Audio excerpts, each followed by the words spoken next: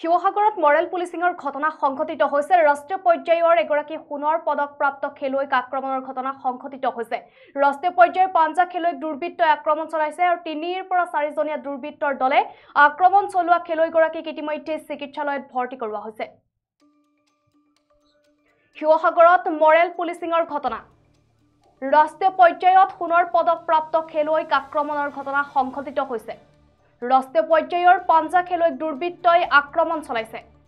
3 পৰা 4 জনীয়া দুৰ্বৃত্তৰ আক্ৰমণৰ বলি হৈছে খেলুৱৈ জিমি দাস। ড্ৰাগ সেৱনৰ অভিযোগ তুলি আক্ৰমণ চলাইছিলে খেলুৱৈগৰাকীক। বৰ্তমান শিৱসাগৰ অসামৰিক চিকিৎসালয়ত চিকিৎসাধীন অৱস্থাত আছে খেলুৱৈগৰাকীক। মূৰ আৰু পেটত গুৰুতৰভাৱে আঘাত পাইছে খেলুৱৈগৰাকীয়ে আৰু খেলুৱৈগৰাকী Assam energy institute fire and safety ইঞ্জিনিয়াৰিঙৰ ছাত্ৰী।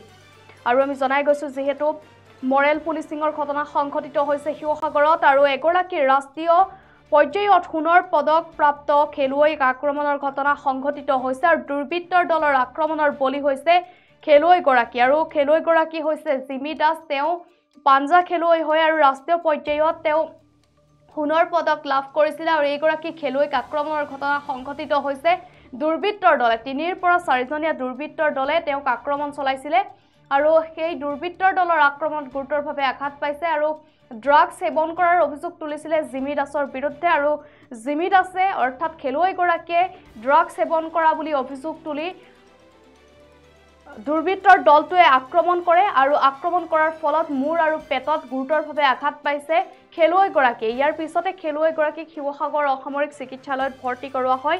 তেওঁৰ চিকিৎসা চলি আছে আৰু তাৰ মাজতে এই ঘটনাই তীব্ৰ প্ৰতিক্ৰিয়াৰ সৃষ্টি কৰিছে। এগৰাকী ৰাষ্ট্ৰীয় পৰ্যায়ৰ খেলুৱৈ আক্ৰমণৰ বলি হোৱা ঘটনাক ধিক্কাৰ দিছে সকলোৱে আৰু যিহেতু পাঞ্জা খেলুৱৈ তেওঁ ৰাষ্ট্ৰীয় পৰ্যায়ৰ এগৰাকী পাঞ্জা খেলুৱৈ আৰু তেওঁ হৈছে Assam energy institute fire and safety ইঞ্জিনিয়াৰিঙৰ ছাত্ৰী। গতিকে এই ছাত্ৰীগৰাকী তথা খেলুৱৈগৰাকীক আক্ৰমণৰ ঘটনা সংঘটিত হৈছে শিৱসাগৰত আৰু ইতিমধ্যে এই ঘটনাই আচলতে চাঞ্চল্যৰ সৃষ্টি কৰিছে। সকলোৱে আচলতে ধিক্কাৰ দিছে এই ঘটনাক আৰু আমি পুনৰবাৰ জনাইছোঁ শিৱসাগৰত মৰেল পুলিচিঙৰ ঘটনা সংঘটিত হৈছে আৰু ৰাষ্ট্ৰীয় পৰ্যায়ৰ এগৰাকী খেলুৱৈক আক্ৰমণৰ ঘটনা সংঘটিত হৈছে। ৰাষ্ট্ৰীয় পৰ্যায়ত সোণৰ পদকপ্ৰাপ্ত খেলুৱৈগৰাকীক আক্ৰমণ চলাইছে দুৰ্বৃত্তই আৰু ৰাষ্ট্ৰীয় পৰ্যায়ৰ পাঞ্জা খেলুৱৈক দুৰ্বৃত্তই আক্ৰমণ চলাইছে আৰু 3 পৰা 4 জনীয়া দুৰ্বৃত্তৰ দলৰ আক্ৰমণৰ ফলত খেলুৱৈগৰাকী গুৰুতৰভাৱে আঘাতপ্ৰাপ্ত হৈছে আৰু খেলুৱৈগৰাকীৰ নাম হৈছে জিমি দাস আৰু ড্ৰাগ সেৱনৰ অভিযোগ তুলি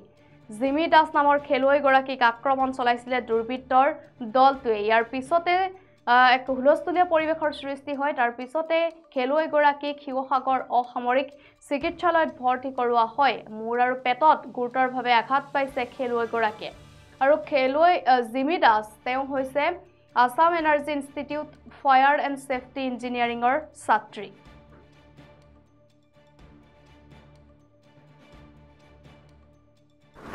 ভণ্টি কি হ'ল তোমাৰ লগত বাবুপতিত?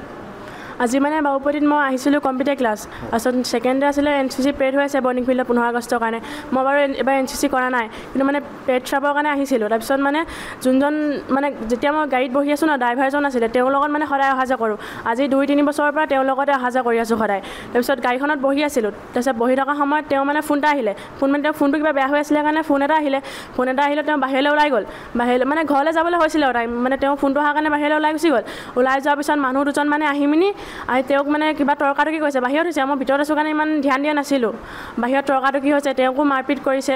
তাৰপিছত মই ওলাই গ'লোঁ চাবলৈ কি হৈছে বুলি। তাৰপিছত মই সুধিলোঁ আপোনালোকে কিয় ইয়াত তৰ্কাতৰ্কি কৰি আছে কিয় মাৰিছে? তাৰপিছত তেওঁলোকে কৈছে তোমালোকে ইয়াত বোলে গাড়ীত বহি বোলে ড্ৰাগছ লৈ আছা বোলে তোমালোকে কিবা কৰি আছা বোলে সেই বুলি কৈছে।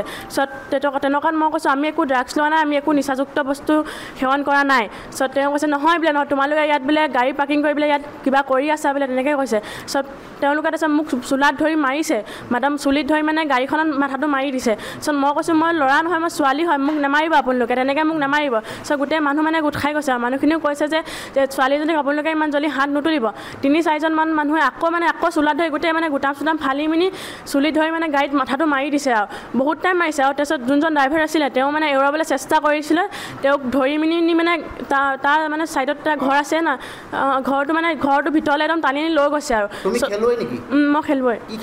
মই পাঞ্জা খেলত ৰাষ্ট্ৰীয় পৰ্যায়ত সোণৰ পদক লাভ কৰিছিলোঁ আৰু কাবাডী খেলত ষ্টেট চিলেকশ্যন পাইছিলোঁ, কিন্তু মানে হায়াৰ ছেকেণ্ডেৰী এক্সাম আছিলে কাৰণে যাব নোৱাৰিলোঁ। এতিয়া কি কৰি আছা বৰ্তমান তুমি? এতিয়া মই আছাম এনাৰ্জি ইনষ্টিটিউটত fire and safety engineering course কৰি আছোঁ। তোমাৰ নামটো? জিমি দাস।